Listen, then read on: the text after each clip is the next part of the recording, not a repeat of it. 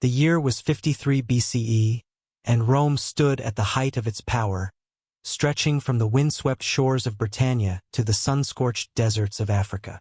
Yet, even the mightiest empires could bleed, and the Parthian Empire, a formidable force in the east, was about to teach Rome a lesson it would never forget. The ambitious and overconfident Marcus Licinius Crassus, the richest man in Rome and one-third of the legendary First Triumvirate alongside Julius Caesar and Pompey Magnus, had set his sights on conquest. Eager to carve his name into history, he led 40,000 Roman soldiers across the Euphrates River, believing he would march to an easy victory against what he assumed were disorganized and inferior enemies. But in the arid plains of Carrhae, modern-day Turkey, Crassus and his legions would encounter a nightmare beyond their comprehension. The Parthians were unlike any enemy Rome had faced before. Their cavalry was swift, their archers relentless, and their tactics devastatingly precise. As the sun bore down on the battlefield, 10,000 elite Parthian horse archers began a relentless assault, riding in wide circles and raining arrows upon the Roman ranks. Their bows, crafted from a composite of wood, bone, and sinew, could pierce Roman armor at an incredible range. Crassus's men, drilled in the art of close-quarters combat, were unprepared for an enemy that refused to meet them in a head-on clash.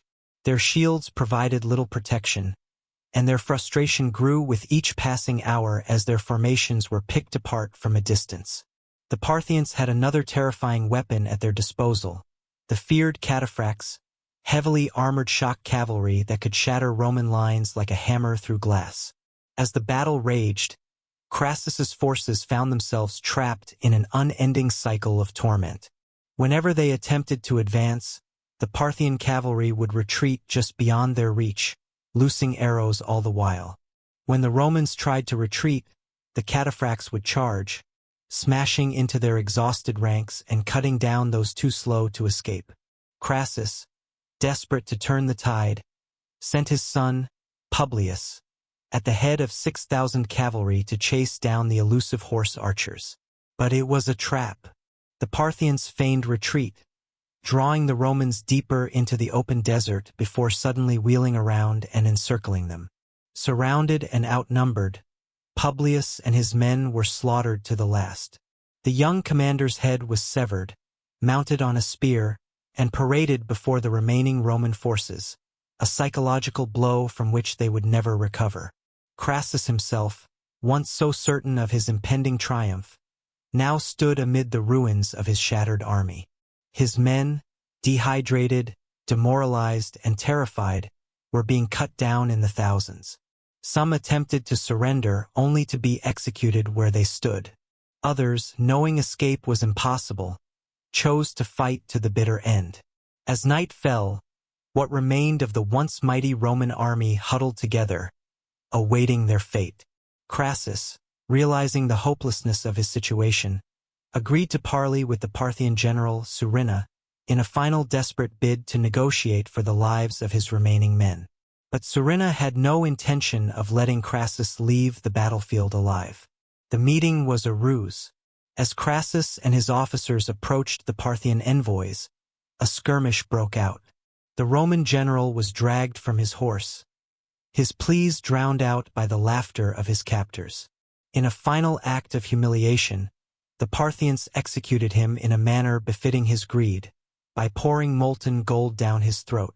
His death was a message to Rome, a cruel reminder that not all wars could be won with wealth and ambition alone. His officers were slaughtered alongside him, and the remnants of his once great army were left to the mercy of the victors. Some were enslaved, forced to serve in Parthian households as trophies of war. Others were executed in public spectacles, their suffering meant to entertain and warn future invaders. But there was one group of survivors whose fate would take a far stranger turn.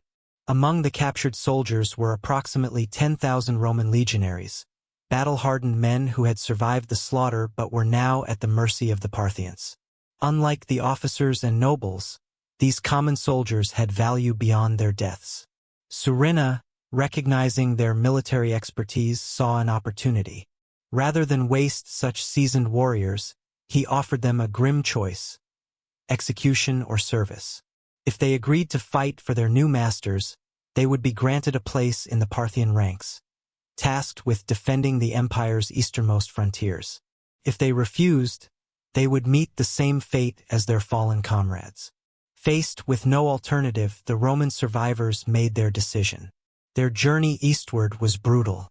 Marched across the unforgiving landscapes of Persia, past the salt deserts of Iran and the mountains of Central Asia, these former Roman legionaries were pushed far beyond the borders of the known world. They passed through lands that even Alexander the Great had once struggled to tame, entering regions that no Roman had ever set foot in before. With each passing mile, their past lives in Rome became more distant, their fate more uncertain. Some deserted along the way, vanishing into the vast wilderness, never to be seen again. Others perished from exhaustion or sickness, their bodies left to the elements. Those who survived would soon find themselves in a land so alien, so unlike anything they had ever known, that they might as well have landed on another planet. When they finally arrived at their new station, deep in the heart of Central Asia, they realized that they were no longer mere prisoners. They had become something else entirely. The Parthians, rather than treating them as expendable pawns, trained them as elite soldiers, assigning them to guard the easternmost borders of the empire. Their new enemies were not Greeks or Gauls, but nomadic raiders who rode swift horses and wielded curved swords with deadly precision. The Romans had spent their entire lives fighting for the glory of the Republic, but now they fought not for Rome, not for Parthia, but simply to survive. Years passed, and with them, the memory of the eternal city faded. The men who had once marched beneath the golden eagles of Rome now stood beneath foreign banners, clad in armor that bore the influences of their new home. But despite everything, they never fully abandoned their old ways. They still fought in tight formations, still relied on their shields and disciplined tactics, and still carried with them the unbreakable spirit of the legions. In time, whispers spread among the local merchants of strange warriors who fought in ways no one had seen before. They stood in tight ranks, shield overlapping shield, and moved as one unstoppable force, an unmistakable echo of the once mighty Roman war machine. It was these whispers that would eventually reach the ears of a far more distant power. Beyond the deserts and mountains, beyond the edge of the known world, lay an empire that rivaled Rome in wealth, power, and ambition. It was an empire of silk, of jade, of vast armies and towering walls. It was an empire that had never met the Romans in battle, yet one that would unknowingly become the final destination of these lost sons of the Republic. Their journey was far from over, and the next chapter in their story would be written not in Latin, nor in Greek, nor in Persian, but in the annals of the Han Dynasty. The wind howled through the vast desert as the sun cast long shadows over the Parthian frontier. The Roman captives, now soldiers in a foreign land, stood at the edge of an empire that was not their own. The battle at Carrhae had left them with no home, no nation, and no cause beyond their own survival. Their weapons had changed, their armor bore foreign craftsmanship, and the language of their commands had shifted. Yet something in their eyes remained unmistakably Roman. They had fought for the Parthians, defended their fortresses, and battled raiders from the east. But fate had not yet finished with them. Another war loomed on the horizon, one that would push them beyond the lands of Parthia, beyond anything they had ever imagined. The eastern frontier of the Parthian Empire was a land of endless conflict, a battleground where nomadic tribes clashed with settled empires. The Xiongnu, fierce and unpredictable, launched relentless raids against the Parthian outposts, threatening trade routes and settlements alike. Unlike the Parthians, who relied heavily on cavalry, the Romans brought with them a different kind of warfare, one that relied on discipline, formations, and unwavering cohesion. When the Xiongnu charged in waves, their arrows raining down like a storm, the Romans stood firm in their shielded ranks. Their testudo formation, a technique honed on battlefields far to the west, proved invaluable against the nomadic warriors who had never faced such a defense before. But the Romans were not invincible. The Xiongnu fought with speed and adaptability, refusing to engage in the type of battle the Romans excelled at. They struck in the dead of night, setting fire to outposts and ambushing supply lines. Slowly, the Roman survivors found themselves stretched thin, their numbers dwindling as the years dragged on. Every skirmish cost them more men, and there were no reinforcements coming from Rome. They had long since ceased to be soldiers of the Republic. They were ghosts of a fallen army, lost in a land where no one spoke their language, where no senate sent them orders, where no legate led them to glory. And soon, the Parthians themselves began to doubt the usefulness of these foreign warriors. Then, an unexpected turn of fate changed everything. In 36 BCE, a Chinese army led by General Chen Tang marched westward on a campaign against the Xiongnu, seeking to crush the raiders who had long plagued the Han dynasty's borders. The battle was swift and brutal. The Parthians, unwilling to expend further resources defending such a distant region, withdrew their forces, abandoning their Roman captives in the process. Now leaderless, without allegiance to any empire, the remaining Romans faced a choice: vanish into the wild lands of Central Asia or fight for a new master. They chose the latter, captured once more, but this time by the Han dynasty. The Romans found themselves in yet another unfamiliar land. Yet something was different about this new captor. Unlike the Parthians, who had used them as expendable frontier guards, the Chinese recognized their unique skills. The Romans, with their rigid formations and unparalleled discipline, were unlike any warriors the Han had ever encountered. Intrigued, the Chinese generals brought them deeper into the empire, not as slaves but as an experiment. If they could be trained, studied, and integrated, perhaps they could become something more than mercenaries. Perhaps they could be transformed into a new kind of soldier. As they journeyed eastward, the landscape changed dramatically. The dry deserts and endless steppes gave way to towering mountains, lush valleys, and sprawling cities unlike anything the Romans had ever seen. Silk-clad officials carried themselves with an authority reminiscent of Roman senators, while vast armies drilled with precision, their ranks stretching beyond the horizon. The Han Empire was a world of order, of bureaucracy, of immense military power. And yet, despite all its differences, something about it felt familiar to the Romans. Here was an empire that rivaled Rome in ambition, in discipline, and in the belief that it was the center of civilization. The more they saw, the more they understood. They had not simply traveled to another land.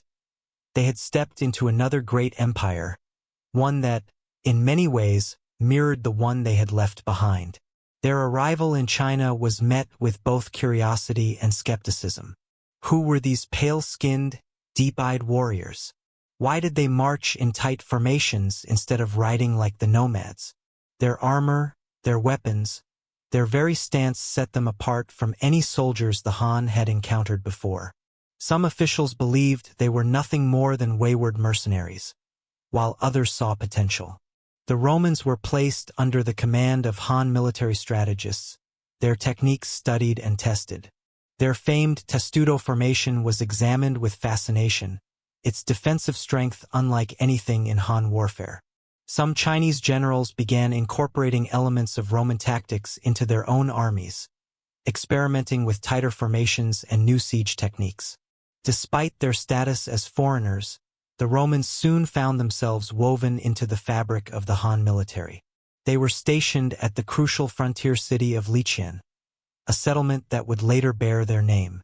Here, they built fortifications unlike those seen elsewhere in China, walls with precise Roman measurements, watchtowers spaced at exact intervals, defensive structures resembling those of the Western legions.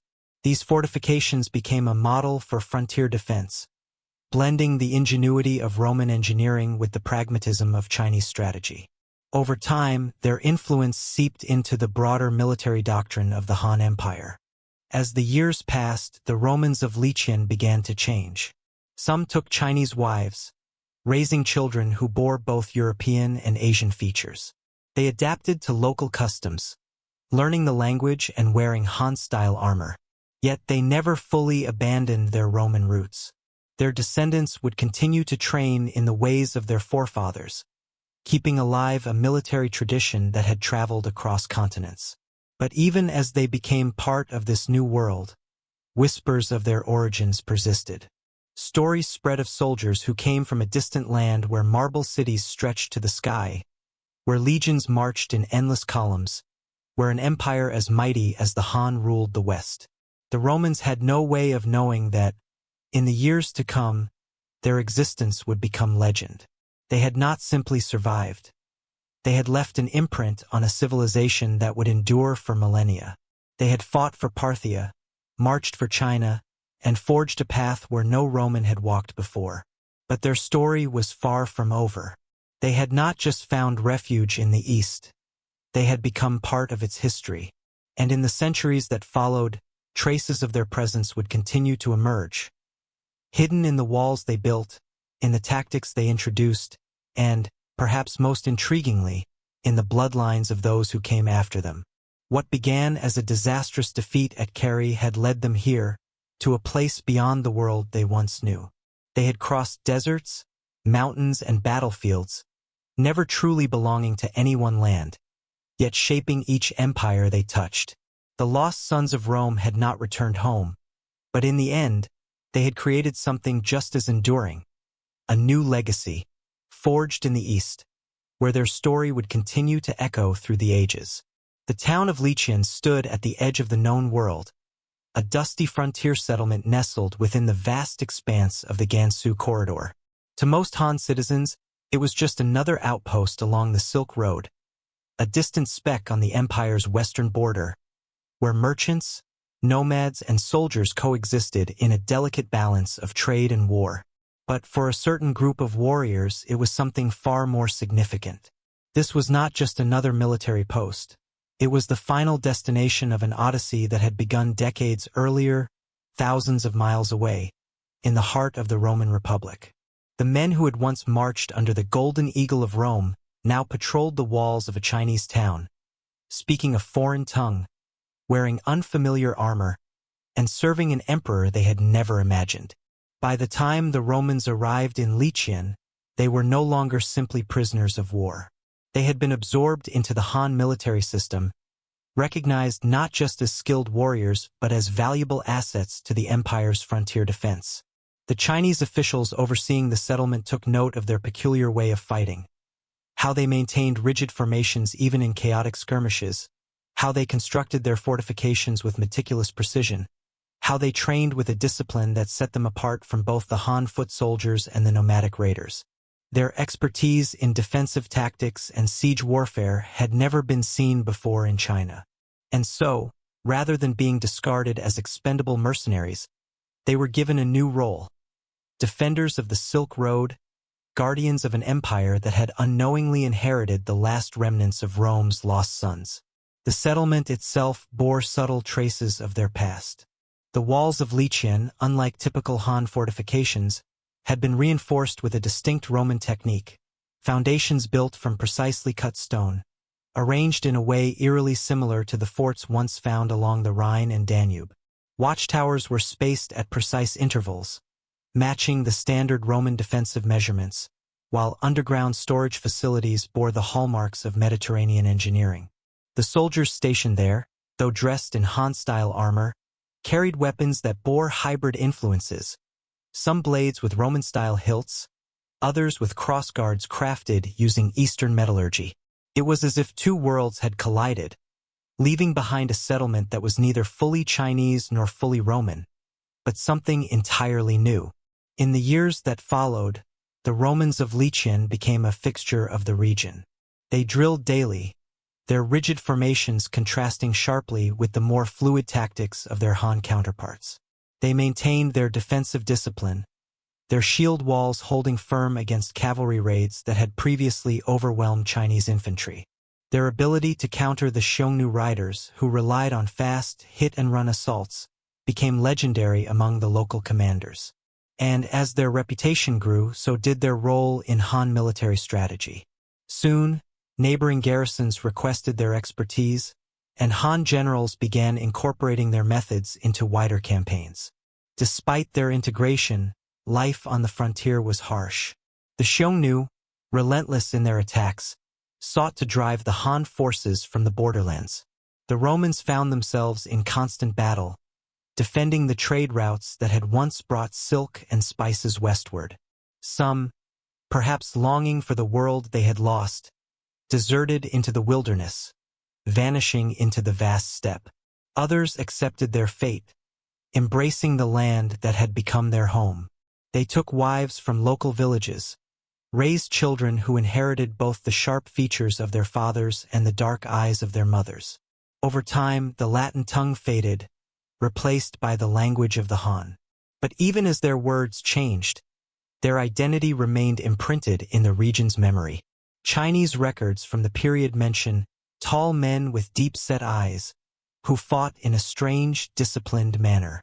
One account, written by a Han military strategist, describes their shielded formations as a moving wall of iron and notes their ability to create an impenetrable defense against mounted archers. Another report marvels at how they could withstand direct charges from Xiongnu cavalry, their overlapping shields absorbing the impact where Han infantry would have crumbled. Their methods fascinated the Han leadership, and soon, elements of Roman tactics found their way into Chinese military manuals. It was in this period that Li Jing, a commander of mysterious origins, rose to prominence. His name appeared in Han records around 35 BCE, attached to a force of warriors described as foreign soldiers who fight with precision unknown to the Middle Kingdom. Under his leadership, the Romans, now fighting under the Han banner, secured multiple victories against the Xiongnu, pushing the nomadic raiders further back into the steppe. His strategies, blending Roman discipline with Han battlefield mobility, proved devastatingly effective. Though his original name was lost to history, the man known as Li Jing became a symbol of what these foreign soldiers had become, not merely remnants of a lost Roman legion, but something greater, something uniquely forged in the crucible of war and adaptation. By now, the Romans of Liqian had spent decades in the east. Some of the original soldiers had grown old, their bodies worn from endless battles, their minds haunted by memories of a homeland that had long since forgotten them. Their children, however, knew nothing of Rome. They had been born in the Middle Kingdom, raised with Chinese customs, taught to fight under the Han banner. For them, the world began and ended at the edge of the empire. The stories of Rome, of its grand cities, its vast legions, its senate and its emperors, were nothing more than legends, whispered by fathers who barely remembered the details themselves. But even as time buried their past, evidence of their presence remained. Archaeologists in modern Gansu province would one day uncover skeletons bearing distinct European features, alongside artifacts that bore the unmistakable influence of Rome. Coins from the Mediterranean, fragments of Roman-style armor, and even metallurgical techniques that seemed out of place in Han China. And in the DNA of certain villages, genetic markers would reveal an ancient link to the West, a silent echo of a story long thought lost to time. The Romans of Liqian had not merely disappeared. They had become part of something greater. They had woven themselves into the fabric of the Han dynasty, shaping its military, influencing its architecture, and leaving behind descendants who would carry their legacy forward. They had not returned to Rome, but perhaps, in a way, they had never truly left it behind. Their discipline, their tactics, and their way of war had found new life in the East. And though history would forget their names, the imprint they left on the battlefield would endure. The journey that had begun in the sands of Carrhae had led them here, to a new world, a new purpose, and a new destiny. They were no longer legionaries of the Republic. They were something else, warriors of the Han, defenders of the Middle Kingdom, the last echoes of Rome in the East. And though they would never march beneath the eagle standard again, their story was far from over. The banners of the Han Empire fluttered against the cold desert wind as the Romans of Liqian prepared for yet another battle. Years had passed since they had first arrived in this distant land, and though their numbers had dwindled, their presence had left an undeniable mark on the region. Their once foreign fighting style had been studied and integrated into Han military doctrine. Their fortifications had strengthened the empire's vulnerable western frontier. And yet, despite their success, they remained something of an enigma, outsiders who had become indispensable but never truly belonged. Some still clung to fragments of their Roman past, whispering old battle hymns before charging into combat, while others had fully embraced their new identity, raising families, wearing Chinese garments, and speaking a language that had once been so alien to them. The battles against the Xiongnu continued, each encounter shaping the tactics and techniques of both sides. The Romans had learned to adjust to the unpredictable warfare of the steppe, modifying their rigid formations to incorporate greater mobility, while the Han generals had adopted the disciplined defensive strategies that had once made the legions of Rome so formidable. Their hybrid methods had proven effective, but they were still only a handful of men standing against a seemingly endless tide of nomadic horsemen. The Xiongnu were masters of endurance warfare. For every raid that was repelled, another would soon follow. It became clear that brute force alone would not be enough to secure the border. A new strategy was needed, one that required not just military strength but political cunning.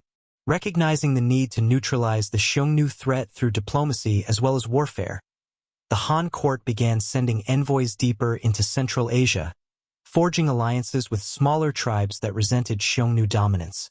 Some of the Romans, now fully integrated into the Han military hierarchy, played a role in these negotiations, acting as intermediaries between the Han generals and the local chieftains. Their presence fascinated the Central Asian leaders, who had never before encountered warriors with such an unusual blend of discipline and adaptability. In some cases, these alliances bore fruit, leading to coordinated campaigns that pushed the Xiongnu further north. In others, they resulted in betrayal, as tribal loyalties shifted like the desert sands. Through all of this, the Romans of Liqian continued to fight, their skills honed by years of relentless conflict. Their reputation grew not just among the Han but also among their enemies. Some Xiongnu warlords came to fear them, warning their raiders that the ironclad foreigners could not be broken. Others sought to test them in battle, eager to prove that no warrior, no matter how disciplined, could stand against the raw ferocity of the steppe. The Romans, however, had learned long ago that fear alone would not keep them alive. They relied on strategy, on discipline, on the careful calculation of every engagement. And in doing so, they ensured that they would not be forgotten. It was during this time that Li Jing, once a nameless soldier, now a decorated commander, secured his place in history. Having risen through the ranks due to his unmatched tactical mind, he had become one of the most trusted military leaders along the Han frontier. His forces, a mixture of Roman-trained infantry and Han cavalry, operated with a precision that set them apart from any other army in the region.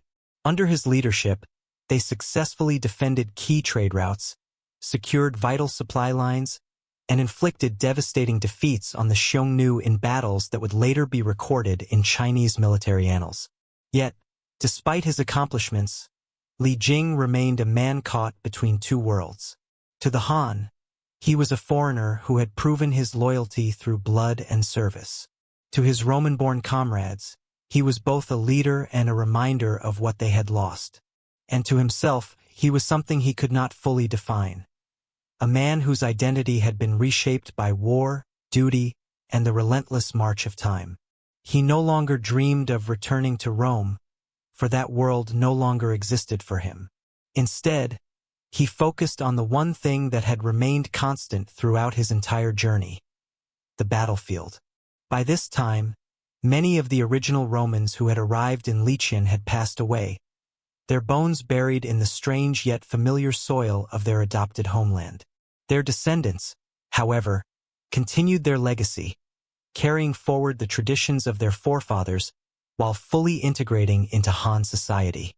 Some entered the military, their skills ensuring that their families remained valued within the empire. Others became traders, using their knowledge of the Silk Road to facilitate commerce between the East and West.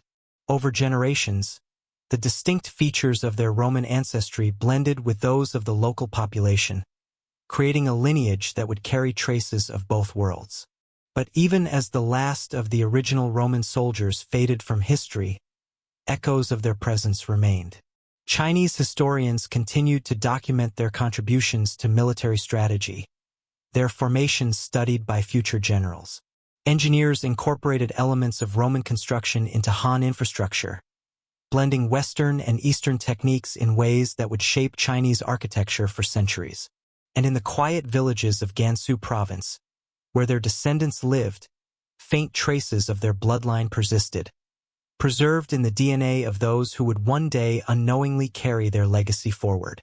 It would take nearly 2,000 years for modern scholars to rediscover the lost sons of Rome. Archaeologists, sifting through the dust of ancient battlefields, would unearth weapons with unmistakably Roman craftsmanship.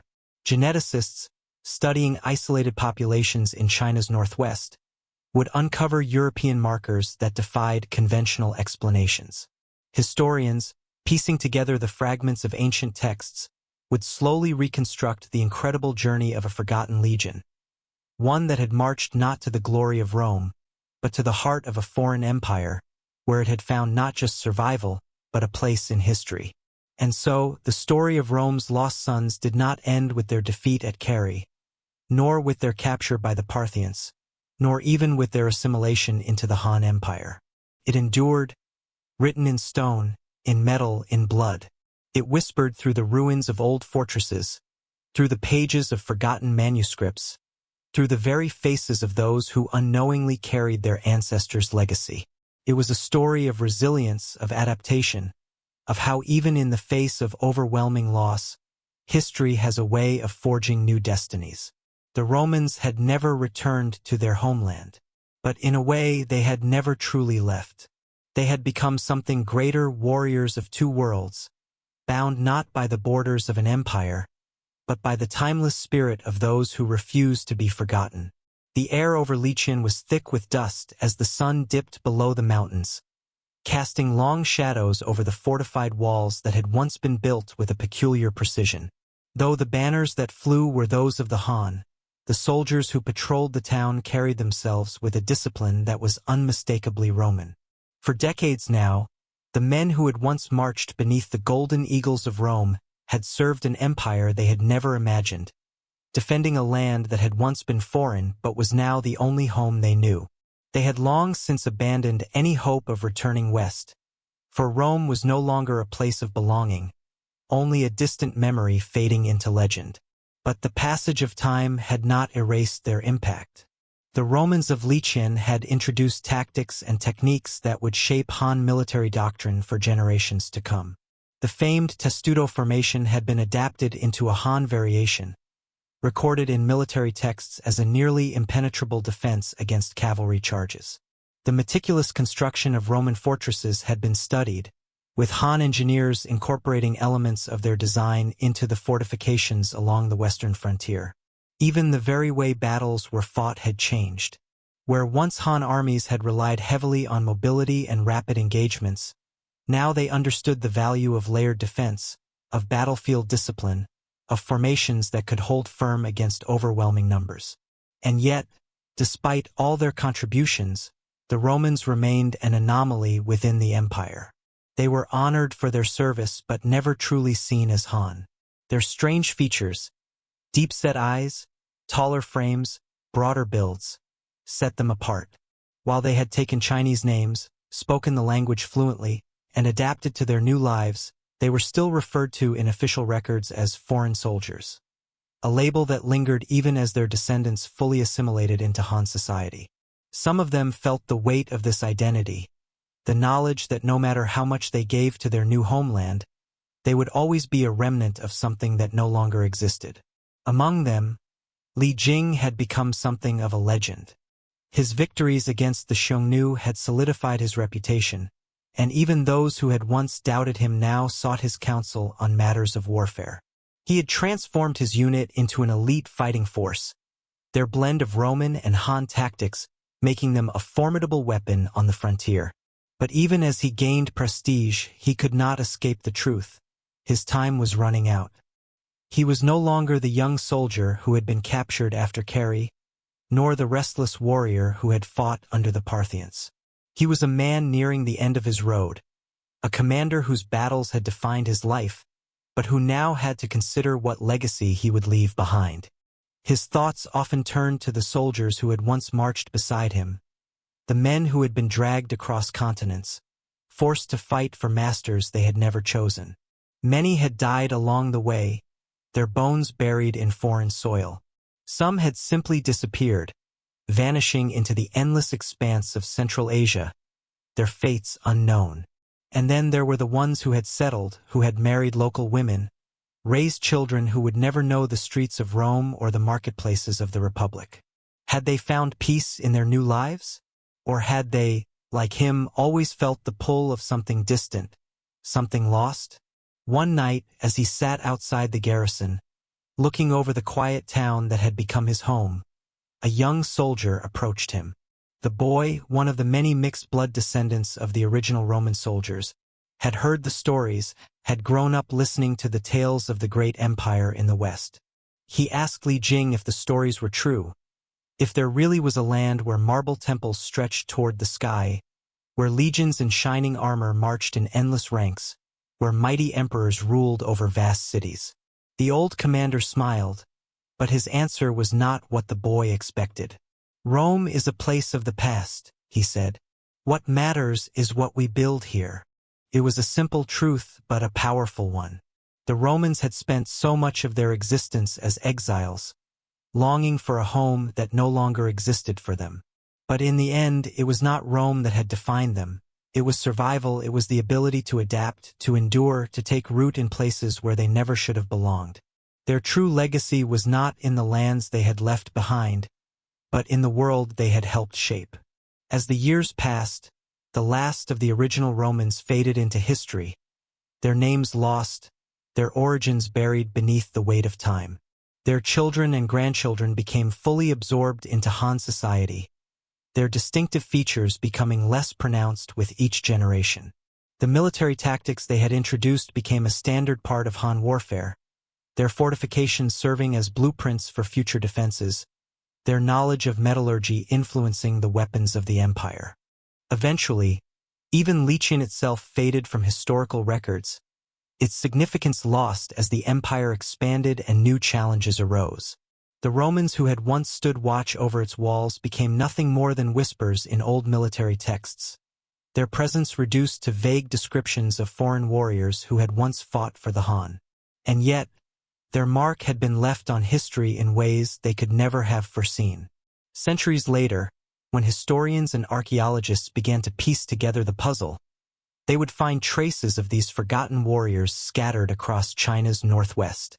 The discovery of unusual burial sites, containing bodies with European skeletal traits, would raise questions that had no simple answers. The presence of Roman-style fortifications in the Gansu region, so unlike traditional Chinese military architecture, would hint at a story long buried. And in the genetic markers of certain villages, where light-colored eyes and sharp features occasionally appeared among otherwise typical Chinese families, science would confirm what history had only hinted at.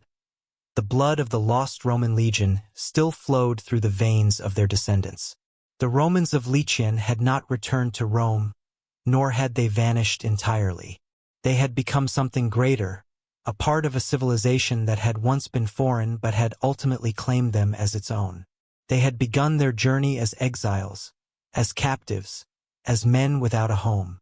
But in the end, they had become something more than soldiers.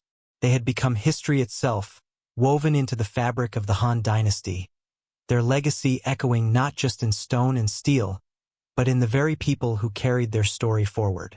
And so, even as their names faded, even as their language was forgotten, even as Rome itself eventually crumbled into ruin, the lost sons of the Republic endured, not as ghosts of a fallen empire, but as warriors of a new world, where East and West had met, and something entirely unique had been born. The echoes of Rome faded into the wind as the last of the original legionaries passed into history. The world they had known, where their shields had locked together in impenetrable formations, where their disciplined ranks had marched through foreign lands, had long since vanished. Yet, the memory of their presence lingered in the bones of the earth, in the fortifications that stood resilient against time, in the subtle features of the people who unknowingly carried their blood. The Romans had arrived as captives, fought as mercenaries, and lived as strangers in an unfamiliar land. But their story did not end with their deaths. It had only transformed into something new. As the Han Dynasty solidified its hold over its vast empire, the role of its western frontier changed. The Xiongnu threat, once an existential crisis, diminished as internal strife weakened the nomadic confederation. The need for Rome's lost sons, the warriors who had brought with them an entirely new way of waging war, slowly faded. Over time, the descendants of these foreign soldiers were absorbed into the Han military, their presence no longer seen as unusual, but as a natural part of the empire's diverse martial tradition. Their names disappeared from records, blending into the long lists of Han commanders and foot soldiers, their European features becoming less pronounced with each generation. Yet, remnants of their knowledge remained. The military formations they had introduced, the testudo-like defenses that had once seemed alien to Chinese strategists, became invaluable in later campaigns. The Romans had proven that defensive warfare could be just as powerful as the mobility of cavalry. Their hybrid tactics found their way into Chinese military treatises, recorded as innovations rather than foreign imports, their origins eventually obscured by time. Even centuries later, when the Han Empire fell and new dynasties rose to power, the echoes of Roman military discipline could still be found in the battlefield strategies of Chinese generals. But their influence extended beyond war. The Romans had brought with them knowledge of metallurgy, fortification, and even agricultural techniques that had subtly altered life in the Gansu corridor. The introduction of new methods for forging stronger armor and weapons had reshaped Han craftsmanship, leading to advances in steel production that would later influence the broader development of Chinese weaponry. The structures they had built, watchtowers positioned at precise distances, walls reinforced with distinct Roman engineering techniques, became templates for future frontier defenses. Even the irrigation techniques used in the dry regions of China's northwest showed traces of Roman innovation, blending seamlessly with existing Han practices. As centuries passed, the Romans of Liqian became a myth. The town that had once been their stronghold remained on maps for some time, its name a linguistic fossil hinting at an older presence. But eventually even that faded. The Han Empire moved forward, its borders shifting, its priorities changing. The descendants of Rome's lost sons melted into the larger population, their individual identities erased by the relentless passage of time. What remained were only traces, subtle genetic markers, fragments of buried history, the occasional foreign name appearing in forgotten ledgers. It would take nearly 2 millennia before the world would begin to rediscover them. In the late 20th and early 21st centuries, archaeologists digging in the Gansu region uncovered unusual remains, skeletons taller than average, with features distinct from the surrounding Han population. Artifacts surfaced bearing hallmarks of Roman craftsmanship, coins that should never have traveled so far east. The existence of Liqian itself sparked curiosity, as historical texts referenced a settlement that seemed to be tied to the arrival of foreign warriors. Then came the genetic studies. When scientists tested the DNA of certain populations in the area, they found something extraordinary: traces of European ancestry, evidence of an ancient migration that had no logical explanation except for the possibility that the lost Roman soldiers had, in fact, left behind their legacy in blood. The story of Rome's lost sons, once thought to be little more than a legend, gained new life. Historians re-examined Chinese records, searching for any mention of these mysterious warriors who had fought in ways unknown to the Han. The fish-scale formations described in ancient military texts, the hybrid fortifications discovered in long-abandoned outposts, the accounts of deep-set eyes and unusual battle tactics, all of it began to piece together a puzzle that had been scattered across the sands of time. But even with this new understanding, questions remained. Had the Romans of Lycian truly assimilated willingly, or had they clung to their identity for as long as they could before being swallowed by history? Had they ever attempted to send messages westward, hoping that one day their kin in Rome would come searching for them? Or had they simply resigned themselves to their fate, forging a new existence in a land that had offered them survival at the cost of their past? In the end, history does not always provide neat conclusions. The lost sons of Rome did not return to their homeland, nor did they carve out a lasting, independent legacy under their own banner. Instead, they did something perhaps even more remarkable. They adapted. They endured. They became a bridge between two great civilizations, a living testament to the unpredictable, often chaotic currents of history. Their story was not one of conquest or empire, but of survival, of transformation, of the ways in which human lives intertwine across cultures and borders. And so, as the sun sets over the rolling dunes of Gansu province, casting long shadows over the ancient roads that once connected east and west, one can still imagine them. The Roman soldiers who became something more, whose story stretches across time, waiting to be fully uncovered. They may have been forgotten by Rome, but they were never truly lost. Their legacy lives on, not in marble statues or grand inscriptions, but in the quiet traces left behind in the bones of the land, in the blood of generations, in the enduring memory of warriors who refused to be erased. The lost sons of Rome had become part of China's story, and in doing so they had become immortal. The desert winds swept through the remnants of Lycian, carrying with them whispers of a forgotten past. The Romans who had once stood as soldiers of the Republic, then as prisoners of Parthia, and finally as warriors of the Han, had faded into the depths of history. The roads they had once marched, the walls they had once fortified, the formations they had once drilled had long since crumbled, buried beneath centuries of shifting sands and forgotten wars. Yet their story was far from over. Though time had erased their names from memory, their presence lingered in ways neither Rome nor China could have ever foreseen. For centuries, the story of Rome's lost sons lay dormant, hidden in the pages of ancient texts and the unspoken history of those who had unknowingly carried their blood. But history has a way of revealing itself in the most unexpected places. In the 20th century, as scholars and archaeologists began piecing together the puzzle of East and West, their existence resurfaced like echoes from a distant past. What had once been dismissed as mere legend, a tale of a lost legion that had journeyed beyond the boundaries of the known world, suddenly gained credibility as the evidence mounted. It was not just in the forgotten town of Lycian, whose very name bore linguistic ties to Rome, nor in the unearthed walls built with techniques that predated known Chinese military architecture. It was in the bones of the people. DNA studies of certain populations in the Gansu region revealed traces of Mediterranean ancestry, genetic markers that should not have been there unless an ancient migration had taken place. These findings reignited interest in the legend, leading scholars to re-examine Chinese military records from the Han Dynasty, searching for references to foreign soldiers with unusual battle tactics. The fish scale formations, the descriptions of warriors taller than the average Han soldier, the references to a disciplined force that fought with methods previously unseen. All of it painted a picture of a forgotten chapter in history. But what was most remarkable was not just the evidence of their existence, but what it signified. These were not merely lost men. They were proof of something much larger, the first true fusion of two of the greatest civilizations in the ancient world. Long before the Silk Road had fully matured into a thriving network of cultural and commercial exchange, before embassies had been sent between Rome and the Han Dynasty, these soldiers had already forged an unintentional bridge between East and West.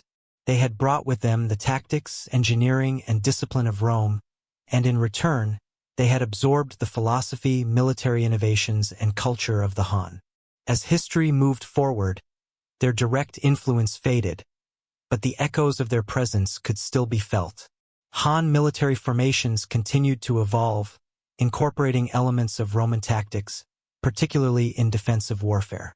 The hybrid structures they had built along the western frontier stood for generations, shaping the way future fortifications were designed.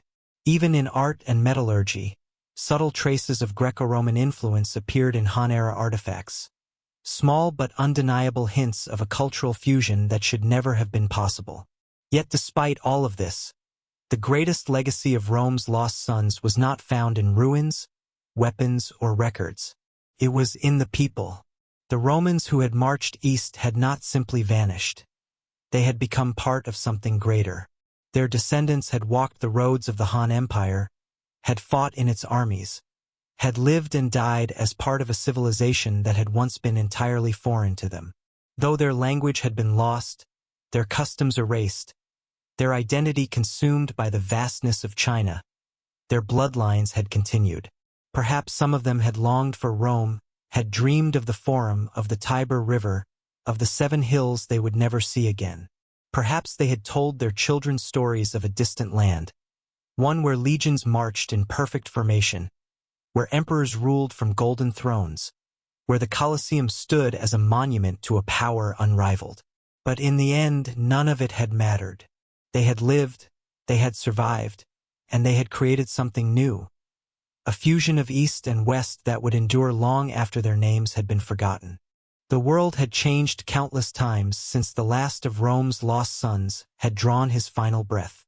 The Han dynasty itself had fallen, giving way to new rulers, new wars, new empires that rose and fell like the shifting tides. Rome, too, had crumbled, its glory reduced to ruins, its legions nothing more than dust beneath the weight of time. But the story of those forgotten soldiers endured in ways neither empire could have ever predicted. Even today, as the Silk Road's legacy continues in trade and globalization, as cultures intertwine in ways that would have seemed impossible in antiquity, the tale of the lost Romans remains a testament to the unbreakable nature of human resilience.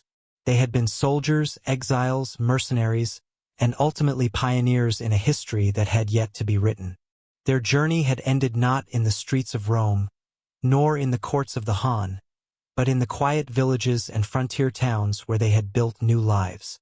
Their legacy had not been one of conquest, nor of empire, but of survival, of adaptation, of proving that even the most lost of men could find a place in the vast and unpredictable story of civilization.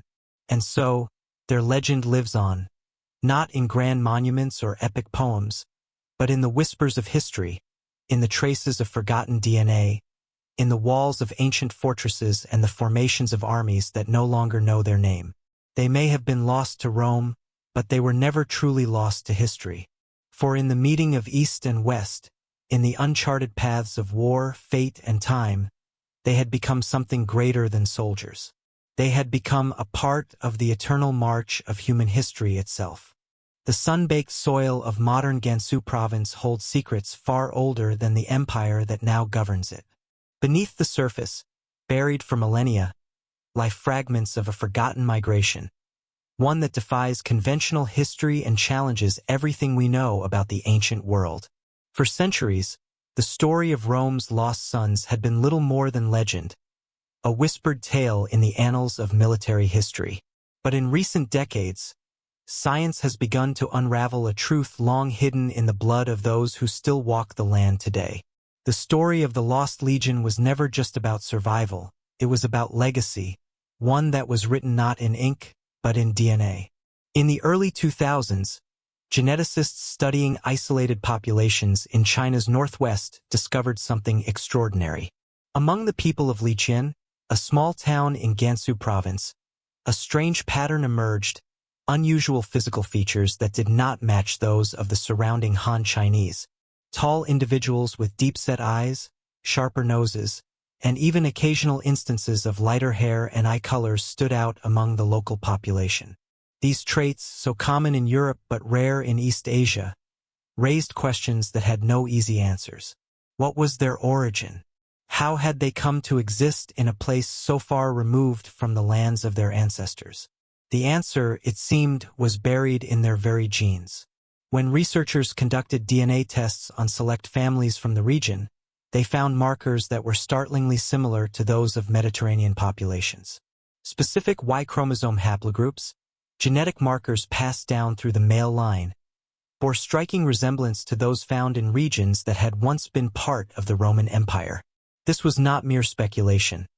This was scientific evidence of an ancient migration from the West, one that aligned almost perfectly with historical records suggesting that Roman soldiers had once settled in the area. But genetics alone could not tell the full story. To understand the journey of these lost sons of Rome, anthropologists turned to skeletal remains unearthed from Han Dynasty-era burial sites in the region. What they found only deepened the mystery. Some of the skeletons displayed distinct European features, longer limb proportions, larger cranial vaults, and dental structures that were more common in populations from the Mediterranean than in East Asia. These physical characteristics were not seen in the general Han population, nor in neighboring ethnic groups. They suggested not only the presence of foreigners in the region but the possibility of intermarriage between these outsiders and the local people. One of the most compelling pieces of evidence came from the very customs found in these ancient tombs. Some burial sites contained grave goods that were an unusual blend of Chinese and Western traditions. Artifacts bearing Roman-style craftsmanship were found alongside traditional Han funerary objects, indicating that whoever had been buried there had lived at the crossroads of two worlds. A particularly fascinating discovery was a Chinese sword with bronze fittings that bore unmistakable Roman influences in its decorative motifs. This fusion of artistic styles suggested a cultural exchange that went beyond simple trade. It was the mark of a people who had not only arrived but had integrated into society. Yet, as researchers pushed further, they found that the genetic traces of these ancient Romans were not evenly distributed. The DNA markers suggested a small but significant influx of Western ancestry, one that had gradually diluted over the centuries due to intermarriage with the local Han and other ethnic groups. This aligned with historical accounts indicating that the Romans had not remained a distinct, isolated community but had instead merged into the broader population. Over generations, their language had faded, their customs had been absorbed, and their identity had transformed into something unrecognizable from their origins. Even more intriguing were the medical anomalies found in certain local families. Some rare genetic disorders, more common in Mediterranean populations than in East Asia, appeared in small but notable frequencies among certain groups in Gansu. These conditions, which had no known origins within traditional Han ancestry, added yet another layer of evidence to the theory that an ancient migration had taken place. While not definitive proof on their own, these genetic quirks added to the growing body of data that pointed toward a connection between these modern villagers and an ancient lost army. Despite all this, not everyone was convinced. Some scholars argued that the genetic markers could have come from later migrations, pointing to the Silk Road as a conduit for diverse gene flow. They suggested that traders, rather than soldiers, may have introduced Mediterranean ancestry into the region. Others pointed out that genetic drift, natural variation over time, could explain some of the anomalies. But while debate continued, the weight of evidence in favor of the Roman theory only grew stronger. In recent years, with the advent of more advanced genetic sequencing technologies, researchers have been able to construct a more precise timeline of when this Western genetic influence entered the region. The results were astonishing. The pattern of genetic admixture suggested an influx of European DNA approximately 2,000 years ago. This time frame matched almost exactly with the historical records of the lost Roman legion's supposed arrival in Han China. While this did not provide a direct, irrefutable link, it added a near-perfect alignment of science and history, a rare moment where myth and evidence converged. But the DNA trail did more than confirm an ancient migration. It revealed a story of adaptation and survival. The Romans who had once fought under the eagle standards of the Republic had not simply disappeared. They had become something else entirely. They had woven themselves into the fabric of the Han Dynasty, their blood mixing with the people they had once fought alongside. Over time, their descendants had forgotten their origins, had spoken new languages, had taken new names. But in the deepest recesses of their genetic code, the imprint of their ancestors remained, waiting to be rediscovered. The study of Rome's lost sons was no longer just a historical curiosity.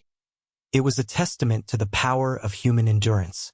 These men had traveled further than any legion before them, had faced insurmountable odds, and yet, through war, captivity, and exile, they had found a way to leave a mark on history.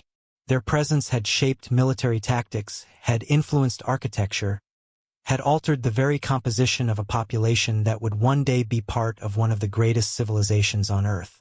And so, as modern science continues to unlock the mysteries of the past, the legacy of the lost Romans is no longer just a tale whispered in the corridors of history.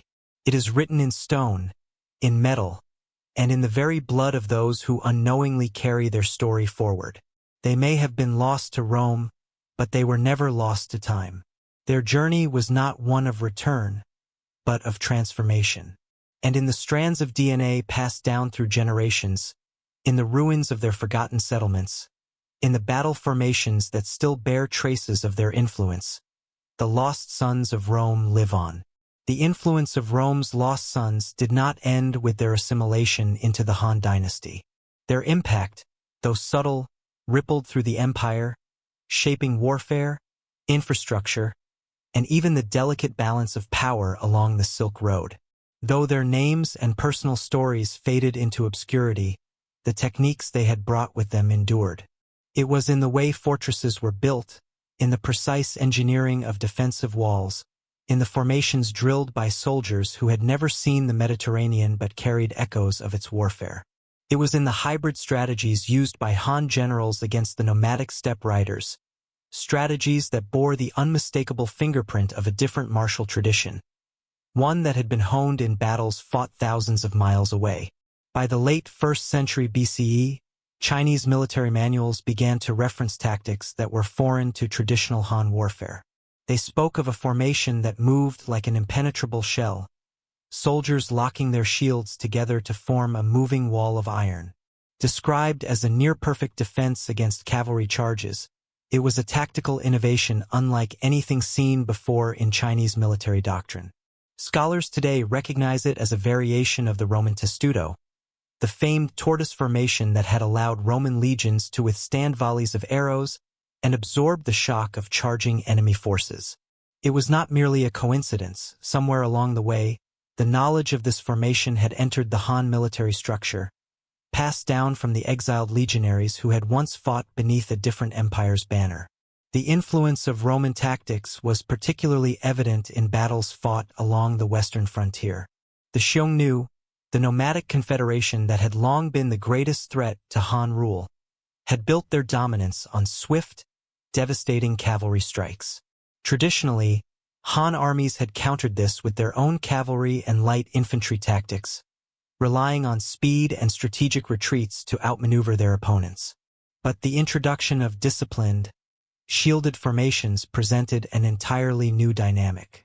Roman-style infantry tactics, rooted in maintaining tight formations and absorbing enemy attacks rather than scattering under pressure, provided the Han with a powerful countermeasure. With Roman techniques integrated into their military strategy, Han forces became more adept at holding defensive positions, repelling large-scale cavalry assaults, and even launching counterattacks that took advantage of disciplined unit cohesion.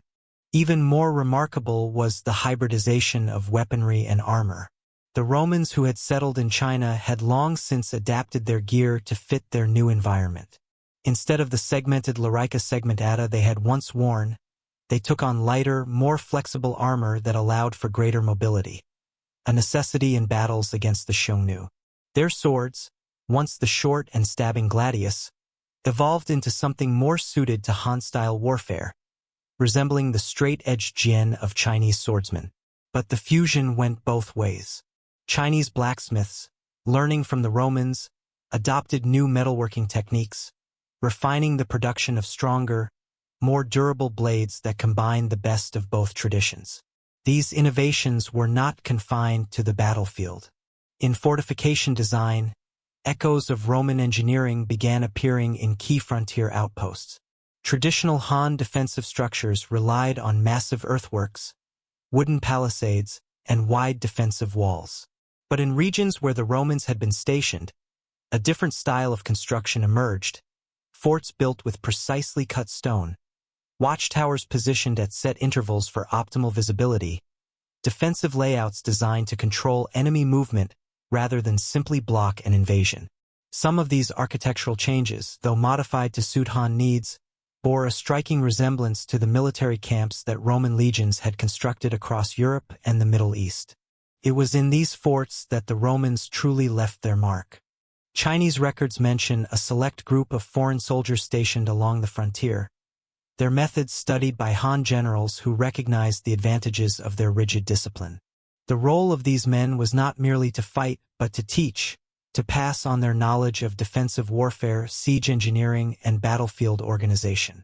Over time, their techniques became so ingrained in the Han military system that their origins were forgotten, absorbed into the broader evolution of Chinese strategy. Beyond warfare, the Romans' influence could also be seen in unexpected places, such as trade. As protectors of the Silk Road, they inadvertently played a role in stabilizing one of the most important trade routes in history. Merchants traveling from the west to the east carried more than just silk and spices. They carried ideas, technologies, and cultural elements that subtly shaped both civilizations. It was along these roads that Han traders first encountered Roman glassware, fine textiles, and even artwork that bore a distinctly Mediterranean aesthetic. And just as Roman craftsmanship found its way into the East, Chinese innovations, such as paper and advanced metallurgy, began to make their way westward. But perhaps the greatest testament to the Romans' enduring influence was not in the weapons they wielded or the walls they built. It was in the way they had defied the forces of history itself. They had arrived in China as prisoners of war, men who had lost everything, whose identities had been stripped away by conquest and exile. Yet, rather than vanish into obscurity, they had adapted, survived, and contributed to a civilization that was not their own. They had fought, not for Rome, not for the Parthians, but for a land that had, in time, become their home. As the decades passed and new generations rose to power, the memory of these foreign soldiers faded. The Han Empire moved forward, its expansion continuing, its battles shifting to new frontiers. The Romans who had once stood guard over its westernmost borders became little more than whispers in the pages of military strategy, their presence reduced to obscure references in ancient texts. The people of Liqian, once home to these lost legionaries, merged into the greater fabric of Chinese society, their bloodlines dispersing, their features blending into the vast population of the empire. By the time the Han Dynasty eventually fell, giving way to new rulers and new wars, the story of Rome's lost sons had already been buried beneath the weight of history. Their shields had long since rusted, their formations had been absorbed into a different military tradition, and the roads they had once marched had been covered by the dust of centuries. But they had left something behind, not a kingdom, not an empire, but a legacy. For thousands of years, their presence remained hidden, waiting to be rediscovered. And when, centuries later, archaeologists unearthed their bones, when geneticists traced their lineage through strands of DNA, when historians pored over texts that hinted at their forgotten existence, the world finally came to realize that these men, these soldiers of a fallen republic, had never truly been lost. Their journey had taken them further than any Roman legion before them, beyond the boundaries of maps, beyond the known limits of empire. They had walked paths that no one in Rome had ever imagined, fought battles that had never been recorded in the annals of the Republic. They had survived in a world that should have consumed them, and in doing so, they had shaped it in ways they could never have foreseen. And so, even as their names remain unknown, even as their individual stories are lost to time, their legacy endures, not in monuments or statues, but in the silent traces left behind in the way battles were fought, in the way walls were built, in the faces of those who unknowingly carry their blood. They were Rome's lost sons. But in the end, they were never truly lost. They had simply found a new home. The Romans of Liqian had long since faded into history, their existence buried beneath centuries of warfare, dynastic changes, and the shifting sands of time. Yet their influence endured in ways that few could have predicted. While their physical presence had disappeared, the traces of their journey were scattered across the landscape, embedded in the very foundations of military strategy, infrastructure, and even art. The story of Rome's lost sons was not merely one of survival but of transformation. A tale of how a group of displaced warriors unknowingly contributed to one of the greatest civilizations in history. Nowhere was this transformation more apparent than in the evolution of Han military tactics.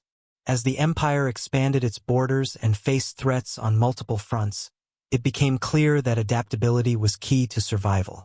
The Roman-style formations once utilized by the soldiers of Lycian had been studied and refined by Chinese generals, leading to a gradual but undeniable shift in battlefield strategies. The fish-scale formation, described in Han military texts, bore an uncanny resemblance to Roman shield tactics, providing a method for infantry to withstand heavy cavalry charges. Other defensive techniques, such as layered fortifications and modular battlefield units, seem to draw from the Roman concept of strategic flexibility, principles that would influence Chinese warfare for centuries to come. Beyond the battlefield, Rome's lost sons had also played an indirect role in shaping the built environment of the western frontier. While Han architecture had long been advanced in its own right, the introduction of foreign engineering principles brought new efficiencies to fortification design. The defensive outposts in the Gansu region, particularly those along the Hushi corridor, incorporated features that bore striking similarities to Roman frontier forts, symmetrical layouts, evenly spaced watchtowers, and the use of stone foundations in areas where previous structures had relied primarily on earthworks.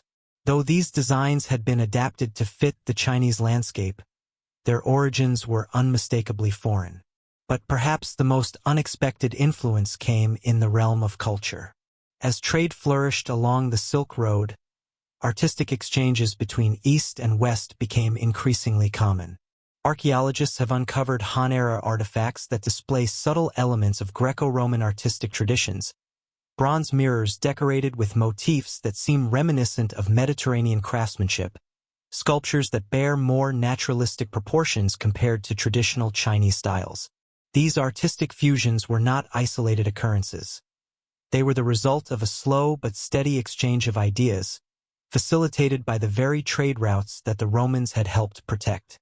One of the most fascinating pieces of evidence pointing to this cross-cultural exchange is a mural discovered in a tomb near Dunhuang. The artwork, dating back to the late Han period, depicts a group of foreign warriors with deep-set eyes and prominent noses, clad in armor that appears to be a blend of Western and Eastern styles. Some historians believe this could be a rare visual representation of the lost Romans, or at the very least, an acknowledgement of the presence of European soldiers who had once served within the empire. While interpretations vary, the very existence of such imagery suggests that the Romans had not been entirely forgotten, even as their identities were absorbed into the vast, evolving narrative of Chinese history. But as much as their physical and cultural presence had left an imprint, the ultimate fate of Rome's lost sons remained an enigma. Had they truly assimilated so completely that their descendants no longer recognized their origins? Did they maintain any secret traditions, passing down fragments of their past through whispered stories? Or had they, over generations, simply become Han in every way, their bloodlines indistinguishable from those of the surrounding population? For centuries, these questions remained unanswered. But modern genetic research has provided tantalizing clues. Studies conducted in the Gansu region have identified a small but notable percentage of mitochondrial DNA haplogroups that are more commonly found in Mediterranean populations than in East Asia. This suggests that the Romans did not simply disappear. They intermarried, their lineage persisting in subtle ways that would only be uncovered thousands of years later. It is possible that some of their descendants continued to serve in the Han military, passing on their knowledge without realizing the origins of the tactics they employed.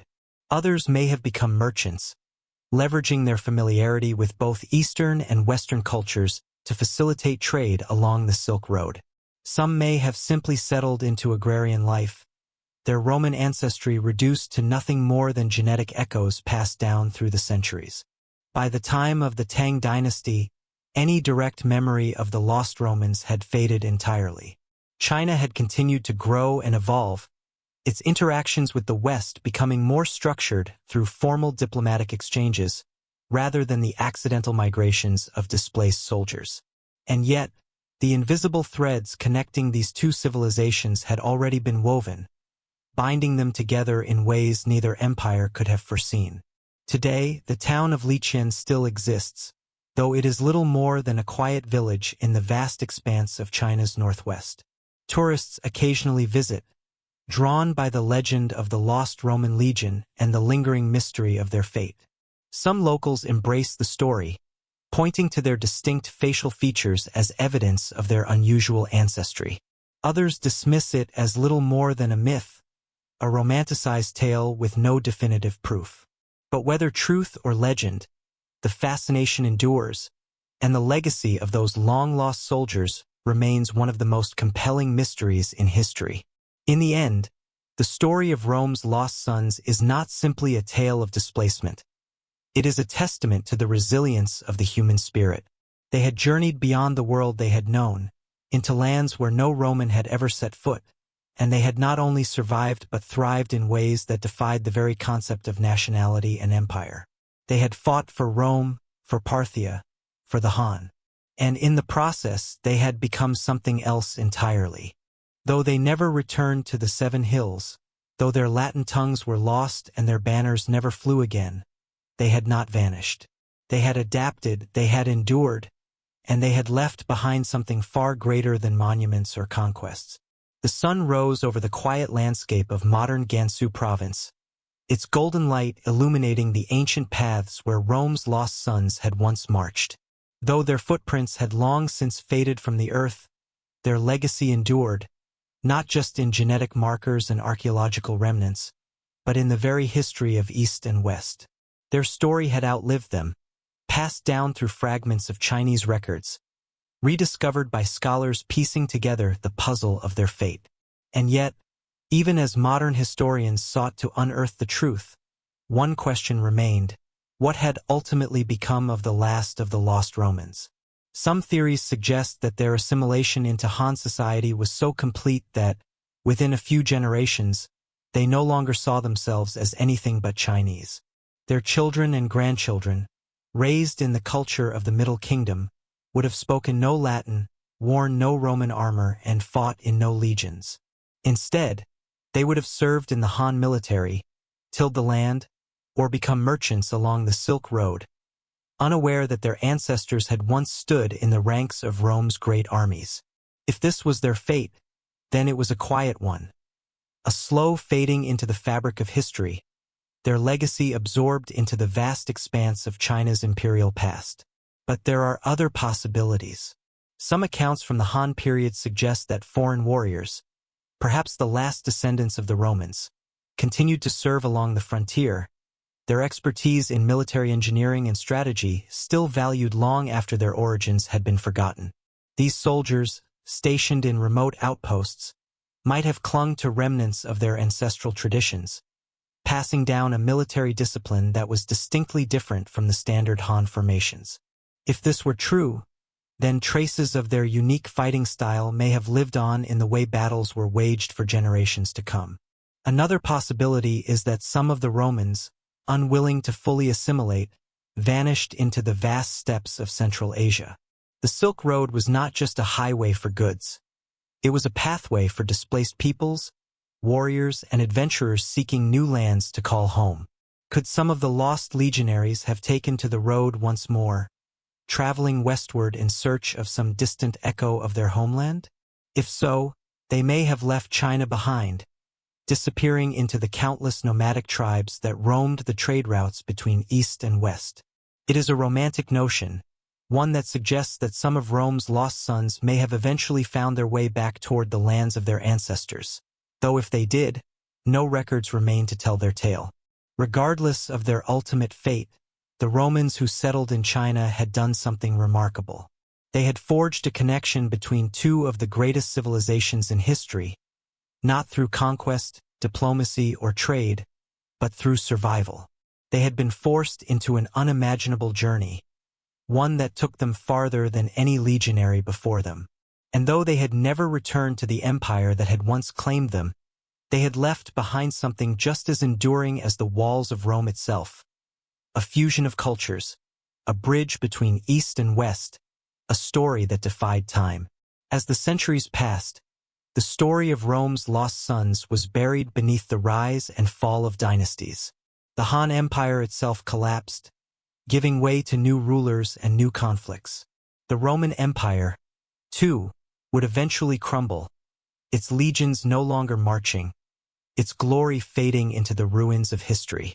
And yet, in a small, unassuming village in China's northwest, whispers of their presence remained.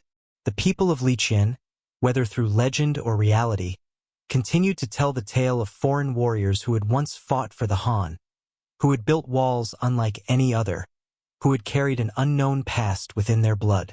In the modern era, as geneticists, archaeologists, and historians strive to uncover the full truth, the legacy of these men grows ever more fascinating. Every newly discovered artifact, every uncovered skeleton bearing European traits, every ancient manuscript that references a forgotten legion brings the world closer to understanding what truly happened to Rome's lost sons. Yet, even as science sheds light on the past, some mysteries remain unsolved, perhaps forever beyond the reach of history. In the end, the lost Romans were never really lost. They had simply become something new, something unbound by empire or nation, something that had outlived the fall of both Rome and the Han. Their story was not one of failure, nor of disappearance, but of endurance. It was a testament to the power of human adaptability, to the way cultures blend and evolve, to the idea that history is not just written by those who conquer, but by those who survive. And so, though their names are forgotten, though their banners no longer fly, Rome's lost sons live on. Not in statues, not in chronicles, but in the very idea that even the greatest journeys can take us far beyond where we ever expected to go. The sun rose over the quiet landscape of modern Gansu province, its golden light illuminating the ancient paths where Rome's lost sons had once marched. Though their footprints had long since faded from the earth, their legacy endured, not just in genetic markers and archaeological remnants, but in the very history of East and West. Their story had outlived them, passed down through fragments of Chinese records, rediscovered by scholars piecing together the puzzle of their fate. And yet, even as modern historians sought to unearth the truth, one question remained: what had ultimately become of the last of the lost Romans? Some theories suggest that their assimilation into Han society was so complete that, within a few generations, they no longer saw themselves as anything but Chinese. Their children and grandchildren, raised in the culture of the Middle Kingdom, would have spoken no Latin, worn no Roman armor, and fought in no legions. Instead, they would have served in the Han military, tilled the land, or become merchants along the Silk Road, unaware that their ancestors had once stood in the ranks of Rome's great armies. If this was their fate, then it was a quiet one, a slow fading into the fabric of history, their legacy absorbed into the vast expanse of China's imperial past. But there are other possibilities. Some accounts from the Han period suggest that foreign warriors, perhaps the last descendants of the Romans, continued to serve along the frontier, their expertise in military engineering and strategy still valued long after their origins had been forgotten. These soldiers, stationed in remote outposts, might have clung to remnants of their ancestral traditions, passing down a military discipline that was distinctly different from the standard Han formations. If this were true, then traces of their unique fighting style may have lived on in the way battles were waged for generations to come. Another possibility is that some of the Romans, unwilling to fully assimilate, vanished into the vast steppes of Central Asia. The Silk Road was not just a highway for goods. It was a pathway for displaced peoples, warriors, and adventurers seeking new lands to call home. Could some of the lost legionaries have taken to the road once more, traveling westward in search of some distant echo of their homeland? If so, they may have left China behind, disappearing into the countless nomadic tribes that roamed the trade routes between East and West. It is a romantic notion, one that suggests that some of Rome's lost sons may have eventually found their way back toward the lands of their ancestors, though if they did, no records remain to tell their tale. Regardless of their ultimate fate, the Romans who settled in China had done something remarkable.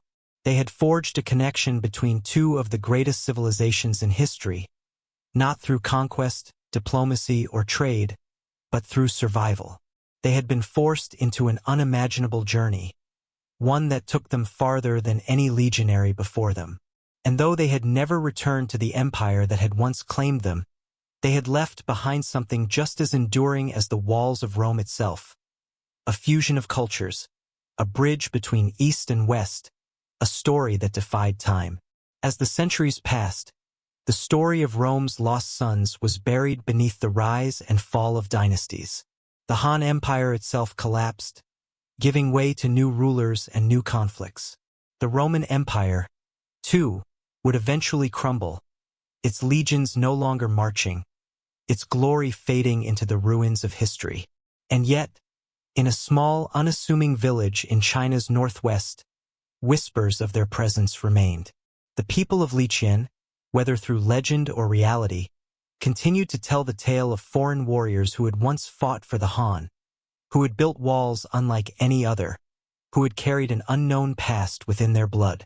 In the modern era, as geneticists, archaeologists, and historians strive to uncover the full truth, the legacy of these men grows ever more fascinating. Every newly discovered artifact, every uncovered skeleton bearing European traits, every ancient manuscript that references a forgotten legion brings the world closer to understanding what truly happened to Rome's lost sons. Yet, even as science sheds light on the past, some mysteries remain unsolved, perhaps forever beyond the reach of history. In the end, the lost Romans were never really lost. They had simply become something new, something unbound by empire or nation, something that had outlived the fall of both Rome and the Han. Their story was not one of failure, nor of disappearance, but of endurance. It was a testament to the power of human adaptability, to the way cultures blend and evolve, to the idea that history is not just written by those who conquer, but by those who survive. And so, though their names are forgotten, though their banners no longer fly, Rome's lost sons live on. Not in statues, not in chronicles, but in the very idea that even the greatest journeys can take us far beyond where we ever expected to go. The dust of history settles slowly, and time buries the stories of those who walked before us. Yet, some tales refuse to be forgotten, lingering in the ruins, the DNA, and the very land itself. The lost Romans of Liqian had traveled farther than any legion before them, fought under banners that were not their own, and, in the end, forged a legacy not of empire, but of endurance. Though their names were erased by time, their journey had become legend, woven into the very fabric of the Silk Road and the echoes of two great civilizations that once stood at opposite ends of the known world. As centuries passed, the connection between China and Rome continued to evolve, though not through displaced soldiers, but through trade and diplomacy. The Silk Road became the lifeline between East and West, bringing spices, silk, and knowledge across vast distances. Chinese records from the later Han Dynasty mention envoys sent to the land of Daqin, the term used for Rome, describing a powerful empire with vast cities and great wealth.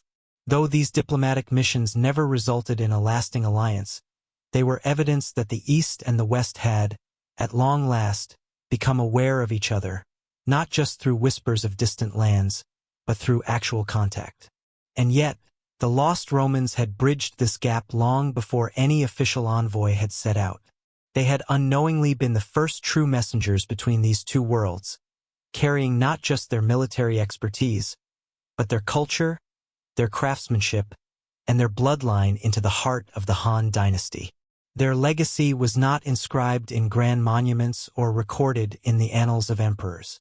It was subtler, hidden within the strategies of war, the structures of forgotten fortresses, and the silent inheritance passed down through generations.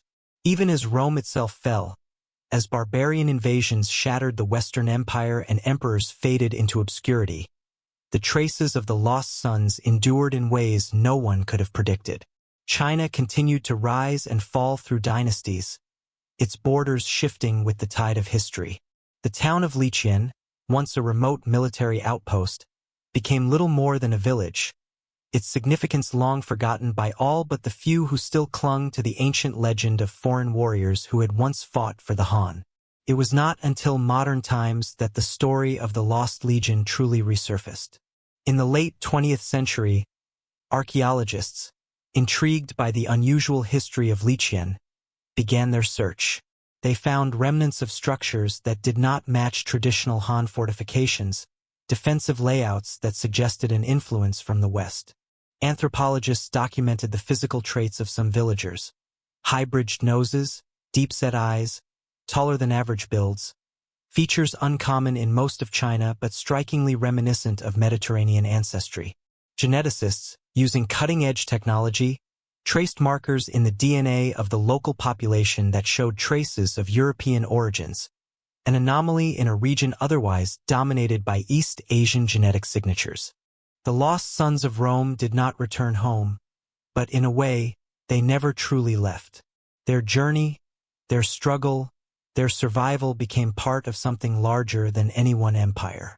They had fought for Rome, then for Parthia, then for the Han.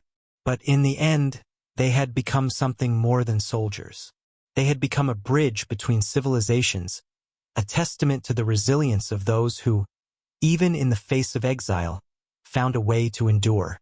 As the winds continue to sweep across the deserts of China's northwest, as tourists and scholars alike visit the quiet remnants of Liqian, the whispers of Rome's lost sons still linger.